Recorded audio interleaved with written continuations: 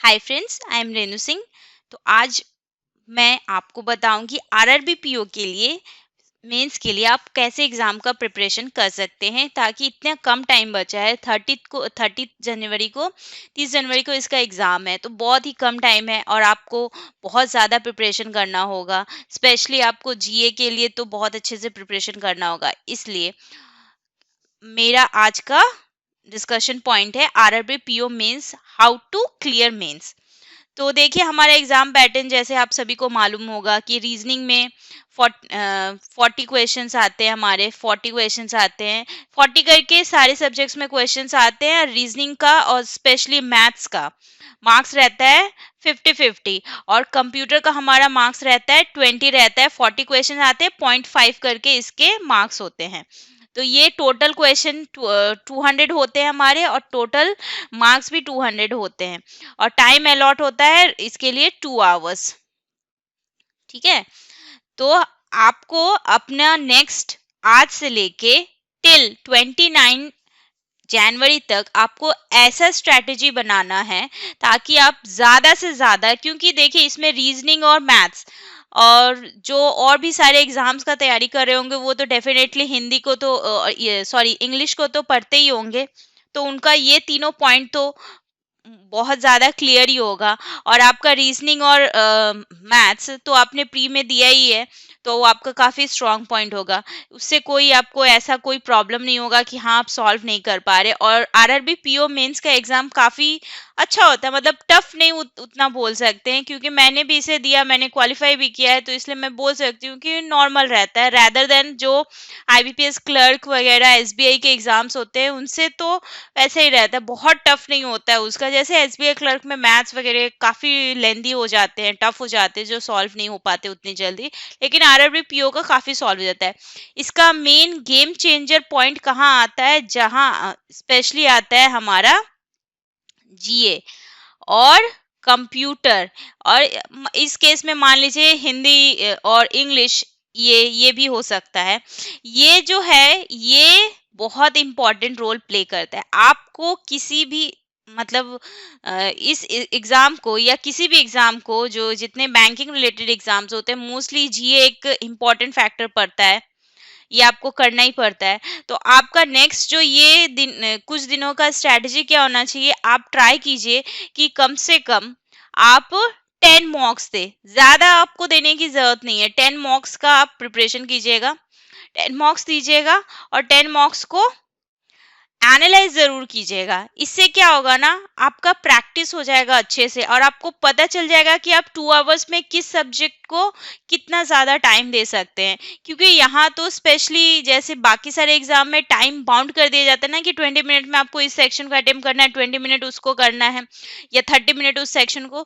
आरआरबीपीओ में कोई time bondage नहीं होता, आपको कंपोजिट टाइम मिलता है, और आपको इसी टाइम को यूटिलाइज करके आपको खुद से अपना एबिलिटी के हिसाब से डिवाइड करना रहता है। तो जो जिस चीज में ज्यादा स्ट्रांग है वो उस सब्जेक्ट को जल्दी से सॉल्व करने की सोचता है, और बाकी जिसमें नहीं स्ट्रांग है उसको थोड़ा बाद में रखता है। हाँ, लेकिन इसमें सेक्शनल कट ऑफ सभी के रहेंगे।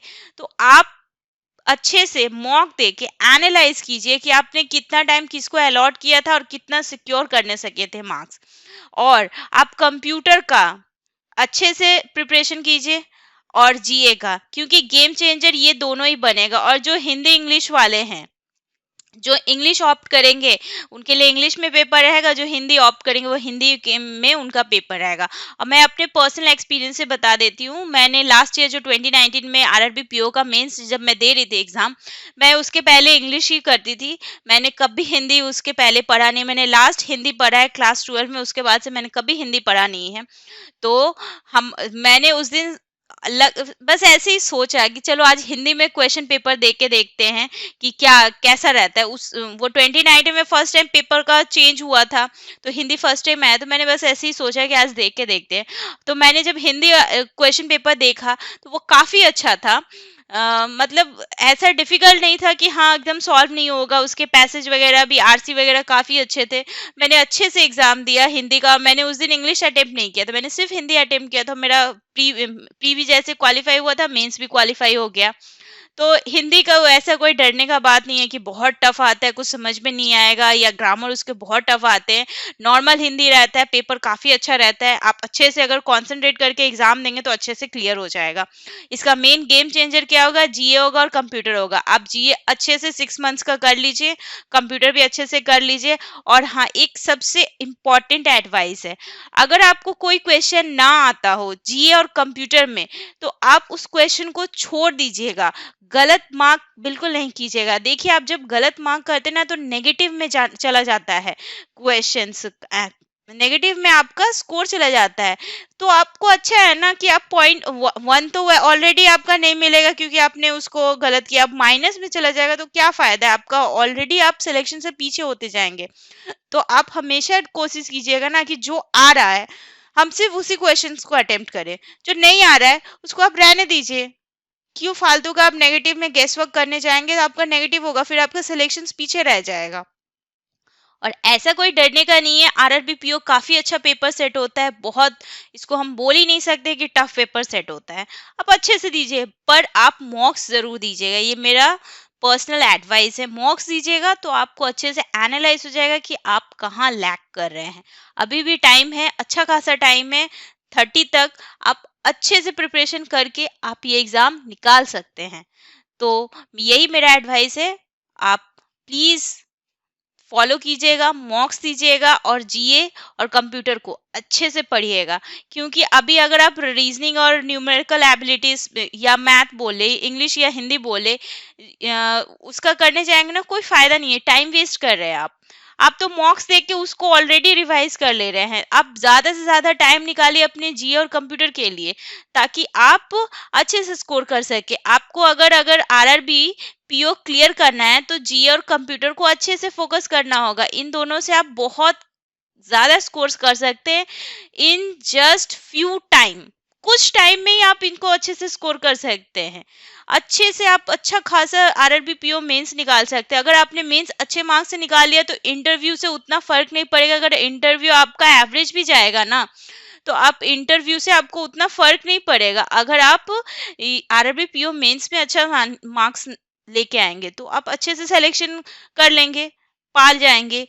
तो इसीलिए मेरा एडवाइस यही है कि आप जीके और कंप्यूटर को अच्छे से फोकस कीजिए। जीके के लिए आप 6 मंथ्स पढ़ लीजिए, कंप्यूटर के लिए जितना बेसिक कंप्यूटर नॉलेज होता है, जितने शॉर्टकट्स होते हैं F1 से लेके F12 तक, फिर शॉर्टकट कंट्रोल कीज क्या होते हैं, या फिर कौन डिस्कवर कब किया नहीं किया, ये सारे क्वेश्चन रिलेटेड बहुत सारे टू द पॉइंट कंप्यूटर में क्वेश्चंस आते हैं। वैसा कोई घुमा के क्वेश्चंस नहीं पूछता है कंप्यूटर में, ये आरआरबी पीओ में टू द पॉइंट क्वेश्चन है, एकदम डायरेक्ट इजी लेवल बच्चों जैसे क्वेश्चंस पूछे जाते हैं। तो अब बस वो रहिए। हाँ, लेकिन अच्छे से कंप्यूटर को भी थरली रीड आउट कर लीजिएगा, क्योंकि आप रीड आउट करेंगे ना, तो हम लोग बचपन में हम लोग कंप्यूटर पढ़े ही थे एज ए सब्जेक्ट वाइज, तो बहुत कुछ हम लोग को याद ही रहता है। और डेली बेसिस पे हम लोग तो प्रैक्टिस करते हैं कंप्यूटर पे, तो बहुत कुछ उससे आपको मिल जाएगा कि नहीं, इसका ये शॉर्ट ट्रिक होता है, इसका ये शॉर्टकट होता है, ऐसे ये होता है, वैसे वो होता है, इससे आइडिया हो जाएगा। और अपने जीके को स्ट्रांग कीजिए, ये फुल फोकस कीजिए अभी इस कुछ दिनों में, सिर्फ और सिर्फ जीके और कंप्यूटर को फोकस करने के लिए, और मॉक्स दीजिए। इसके अलावा और कोई मैं आपको दूसरा सॉल्यूशन नहीं है कि हाँ नहीं वो बोलने से होगा। ये मेरा पर्सनल जो मेरा आइडिया है, जैसे मैंने एग्जाम क्रैक किया उस वजह से मैं बता रही हूँ कि हाँ, मुझे भी जीके बिल्कुल पसंद नहीं था, मुझसे लर्न नहीं होता था, मैं बहुत ट्राई करती थी। फिर मैंने दिमाग में जब बैठाया कि नहीं जीके ही करना है, जीए ही करना ही पड़ेगा, अदरवाइज क्लियर नहीं होगा। मैंने देखा बहुत सारे एग्जाम्स दे रही हूँ, प्री तो इजीली क्लियर हो जाता है, मेंस में जाके जीए की वजह से मेरा सिलेक्शन नहीं हो पाता है। तो फिर मैंने फोकस किया कि नहीं जीए को स्ट्रॉन्ग, जब मैंने फोकस किया तब वैसे ही मेरा आरआरबी सॉरी आईबीपीएस क्लर्क मेरा क्लियर हो गया और मुझे पीएनबी अलॉट हो गया। तो ये आपके लिए मेरी तरफ से एडवाइस है कि आप जीके और कंप्यूटर को अच्छे से फॉलो कीजिए, अच्छे से उसको थरली रीड कीजिए। आप 2-3 बार रीड करेंगे ना तो आपको याद हो जाएगा, वो अच्छे से आपके दिमाग में रहेगा और एग्जाम में आपको क्लिक भी करेगा। तो ये मेरा तरफ से एडवाइस है, and best of luck for your exam. अपना रिव्यू जरूर दीजिएगा कि आपका एग्जाम कैसा गया। Thank you.